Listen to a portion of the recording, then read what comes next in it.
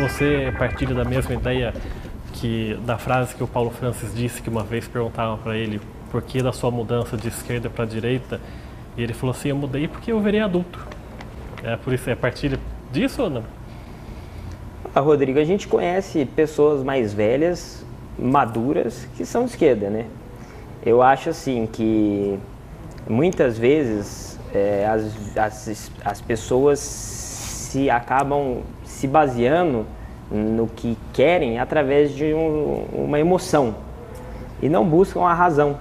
Então, o discurso da esquerda, quando fala sobre os nossos problemas sociais, quando fala sobre a pobreza, a fome, etc., eles sensibilizam a gente fala, pô, é verdade, existe a fome, existe. Agora, o diagnóstico, quem eles culpam por isso e como eles querem resolver isso, é que tem um pouco de, na minha visão, um mundo de fantasia, que eles acham que os homens e uma elite dirigente conseguiria superar isso. E o que a gente vê quando há essa elite dirigente é mais fome, mais miséria e mais pessoas vivendo de Estado e de mordomias. Então, o caminho não é esse, né? E antes da gente entrar de vez no MBL, certo. Uma última pergunta para você sobre literatura. Você falou que leu bastante, né, que vários escritores te influenciaram. Você poderia citar alguns livros, aí não falo nem de política, mas romances que tenham influenciado você bastante? O grande autor que eu recomendo para todo mundo é Dostoiévski.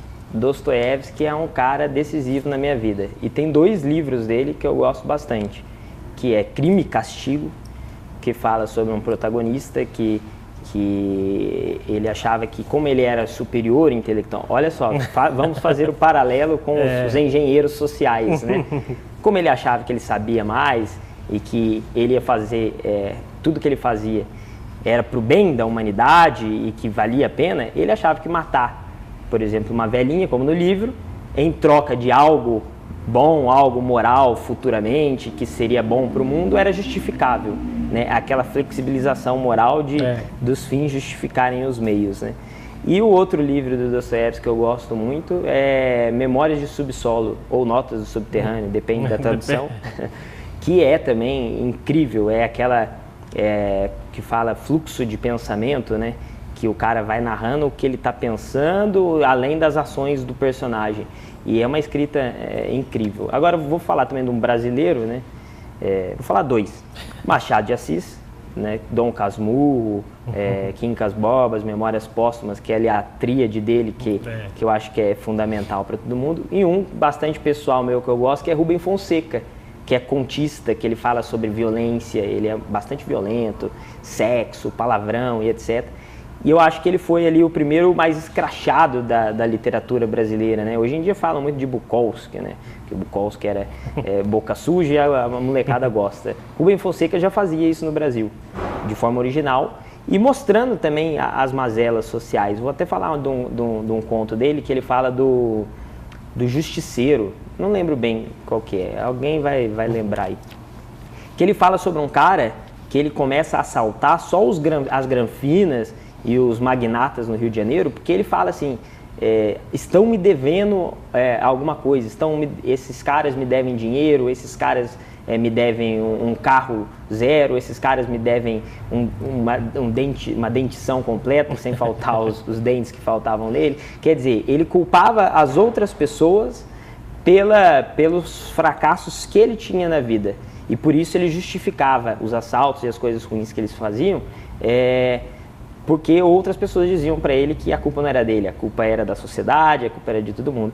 E Rubem Fonseca fez esse conto e eu gostei, e estou falando dele agora aqui, porque ele mostra a realidade do Brasil. A gente no Brasil, a gente tem esse costume de culpar sempre outras pessoas, e os políticos fazem isso pela gente, sempre fala, olha, você está mal porque um empresário te explora, ou outra pessoa te explora. Eles não, né? É o empresário. Então, acho que essa mentalidade que o Rubem Fonseca identificou, também são 3 autores aí, Dostoiévski, Machado de Assis e Rubem Fonseca. Sem a literatura não tem vida, né? Não tem, e ainda mais falar de política e deixar de lado a literatura não vale a pena, né? Não, você não vive, porque a literatura, você acaba encontrando coisas que você próprio vive, como você falou do Dostoiévski que mudou a sua vida, quanta gente aí também o Dostoiévski mudou a vida, ou qualquer outro autor? Sem a literatura não tem como, né?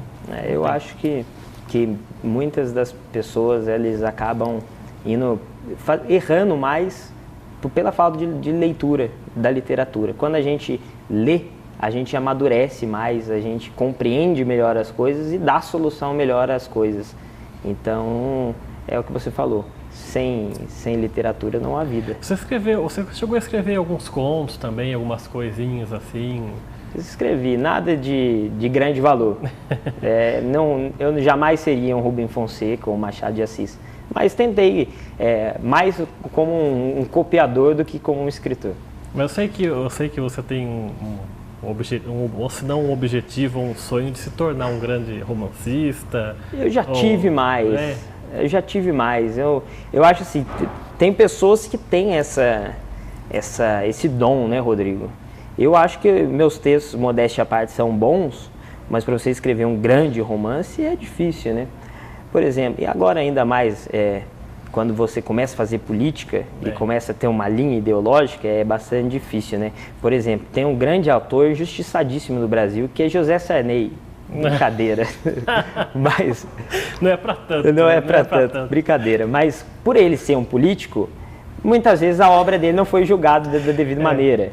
O Temer é um poeta, né? Dizem que é um poeta, né? Tarso, para não falar que não falei da esquerda, Tarso Genro também escrevia poemas, etc. Agora, quando você tem uma linha política, fica mais difícil você ser julgado por esses caras imparcialmente, por um crítico literário e tal.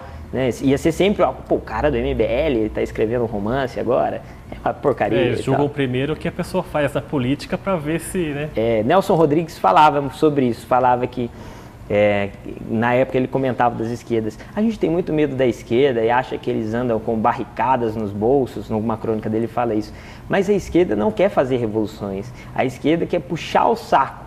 Então a esquerda brasileira está no teatro, está no cinema, está na TV, e o que eles fazem se eles não fazem revoluções? Eles se autopromovem. Um cara de teatro fala que o cara de cinema é o melhor cineasta, e o outro é o melhor apresentador de TV, e o outro é o melhor pintor, etc. E eles se autopromovem, fecha ali a panelinha, e quando surge alguém como Ferreira Goulart no fim da vida, que não tinha como falar que ele era um mau poeta, mas ele ficou muito excluído desse papo como não é mais esquerda, é um velho senil agora, ele foi excluído. E é mais ou menos o que acontece. Então essa minha pretensão literária, não que eu vou abrir mão dela por causa desse tipo de coisa, mas como eu tenho como todos nós temos um pouquinho de vaidade, se eu for escrever um livro, eu quero que seja bom. Então, enquanto eu não me sinto preparado para escrever um bom romance, não que um crítico tenha que avaliar bom, que eu avalie bom, eu prefiro não escrever. Como é que explica pra gente o que é o Movimento Brasil Livre e como é que você chegou a conhecer esse movimento e como é que você se tornou um coordenador aqui no Vale do Paraíba? Legal. O Movimento Brasil Livre começou em outubro de 2014, logo após as eleições, a reeleição da ex-presidente Dilma. O movimento em São Paulo, 4 ou 5 rapazes que tinham uma página na internet resolveram criar um evento no Facebook e chamar manifestações para a Paulista contra os resultados das eleições. E na primeira manifestação teve 5 mil pessoas, teve uma segunda manifestação, teve 10 mil pessoas, até que eles marcaram em dezembro uma manifestação para março de 2015. E durante todo esse tempo eles utilizaram uma página que foi crescendo gradativamente, que é a do MBL, Movimento Brasil Livre, para ir divulgando que haveria uma manifestação em março, etc, etc, etc. Que foi aquela... a época, né, porque março do ano passado superou março de 2015, mas na época foi as maiores manifestações da história, foi absurdo e tal, e ali o MBL explodiu. Naquela época, morando em São José dos Campos, eu já me identificava como um liberal. Então, quando eu descobri que havia um movimento de rua, um movimento popular, que defendia ideias e valores como os que eu defendia, eu falei, isso tem que ter em São José também. Porque não pode ficar lá em São Paulo, tem que trazer esses valores aqui e tem que ter esse movimento forte em São José. Eu entrei em contato com eles através da página. Por acaso, o cara que coordenava, que respondia na página, era joseense, era o Rafael Rizzo. E ele mora em São Paulo, tal, mas a família dele é daqui. Ele falou, cara, eu sou de São José e a gente não tem ninguém aí, você não quer ser o nosso coordenador? Eu falei, quero.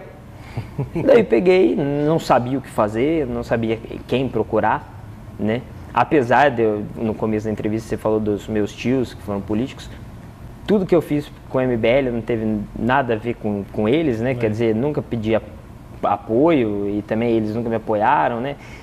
Até porque, a princípio, eu acho que até meus pais, eles acharam, o que será que é esse negócio que esse menino está fazendo, né? Movimento de rua para ir fazer manifestação, não é pouca gente acreditava que isso daria em algo, né?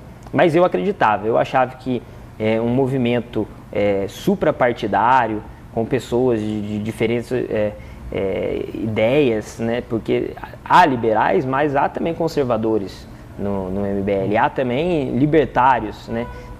Tem caras que defendem, por exemplo, a liberação das drogas. Outros não defendem, que é uma pauta... no mesmo grupo, né? No mesmo grupo, é uma pauta que há divergência no meio liberal, né? Dentre outras coisas. Mas apesar de todas essas diferenças, o MBL existe pelo que nos une, que é um Estado menor, menos burocracia, menos privilégios às classes políticas. E a partir disso, não só por respeito ao dinheiro público, porque quando a gente fala que tem que cortar gastos, todo mundo acha que é só porque é caro. Não, é porque uma máquina pública mais enxuta, ela é mais eficiente, e ela sendo mais eficiente também é mais transparente e combate a corrupção. Então é tudo isso que a gente defende. E quando eu vi que tinha um movimento em São Paulo que defendia esses valores e estava crescendo, indo para as ruas para defender isso, eu me identifiquei. Porque eu sempre quis participar da política, mas quais eram os movimentos jovens? Era a UNE, era a UBS, era a UJS, e eu falei... Todos de esquerda. Todos de esquerda, que é quem mobiliza a juventude, né? Agora isso está mudando. E quando surgiu o movimento liberal, eu falei, é esse. E trouxe o movimento para São José, dei muita cabeçada até aprender o que fazer, com quem falar, com quem procurar, dei sorte. Acho que sorte eu estou sendo generoso.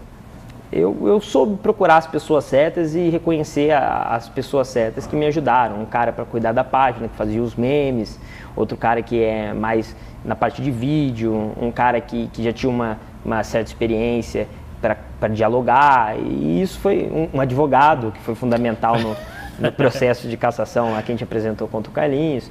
Então acabou aparecendo uma equipe de pessoas que, assim como eu, queria fazer alguma coisa para mudar a realidade política. E daí o MBL São José prosperou. Esses trabalhos que você fazia, era tudo voluntário ou você ganhava um salário, alguma coisa assim? Não, o MBL em São José começou todo mundo voluntário, né? Até porque não há repasse nacional do movimento. Cada núcleo ele tem sua autonomia e ele se vira para conseguir grana para fazer manifestação. Quando você tem a manifestação, você consegue criar lá uma vaquinha pela página do Facebook, pedir para a galera doar, ou procurar algumas pessoas físicas, né, que doam para a gente, etc. Porque pessoa jurídica esquece, eles não doam porque não querem ter esse tipo de envolvimento, né? Até gostaria, mas não doam. Mas pessoa física, sim, muitas vezes eles procuram e tal, e a gente vai atrás, marca reunião e tal, e consegue um dinheirinho. Mas ia tudo para manifestação, ia para fazer camiseta, bandeira, etc. Então a galera é tudo voluntária, ninguém recebe para trabalhar no MBL. O MBL hoje se mantém especificamente por doações. Por doações, né? Hoje, agora, a gente tem vereadores eleitos em cidades, né? E algumas pessoas que trabalham para esses vereadores estão nos respectivos gabinetes. A gente apoiou alguns prefeitos que foram eleitos, o Dória em São Paulo, o Marquesan em Porto Alegre, mas o MBL, né, essas pessoas estão fora da coordenação agora em si do movimento. A coordenação nacional, o Renan, o Kim Kataguiri, eles não aderiram a esses mandatos e continuam fazendo o trabalho no MBL através de doações de pessoas físicas. Agora, uma página de 1.700.000, que muita gente acompanha, muita gente acredita nas nossas ideias, graças a Deus a gente consegue ali sambando, mas a gente consegue dar conta. R$1, né? Pois é. E a grande liderança, as duas grandes lideranças do MBL são o Kim Kataguiri e o Holliday, agora vereador, ou tem mais alguns? Olha, eu acho que o Kim e o Holliday são as grandes figuras públicas do MBL, né? São dois meninos muito jovens, mas extremamente inteligentes, leem muito, informados, etc. Agora, o líder do MBL é o Renan Santos, e junto com ele também tem o Pedro. Eles fundaram o MBL, né? O MBL foi uma ideia do Renan, que ele falou, puxa, um movimento em São Paulo e que deu certo, né? O Kim chegou logo depois, o Holliday também logo depois. Então, as grandes figuras públicas é o Kim e o Holliday, mas tem outras lideranças também que idealizaram o que é o MBL. E uma das bandeiras que vocês mais fazem tremular, é a defesa das privatizações. E eu lembro da campanha de presidente do Alckmin em 2006, que quando chegou no segundo turno, o Lula acabou com ele falando que ele ia privatizar o Brasil inteiro, o Petrobras, enfim, e o Alckmin acabou tendo menos votos que ele teve no primeiro turno e no segundo turno. Por que para vocês do MBL a privatização é o único ou um dos mais importantes caminhos a se tomar no Brasil? Fala um pouquinho sobre o que é a privatização e por que isso. Eu quero ser político para diminuir o meu poder. Se eles não cumprirem, a gente elege outros na próxima eleição. Eu só acredito no caminho institucional. Acho que revoluções ou rupturas bruscas são sempre arriscadas, pode gerar algo pior.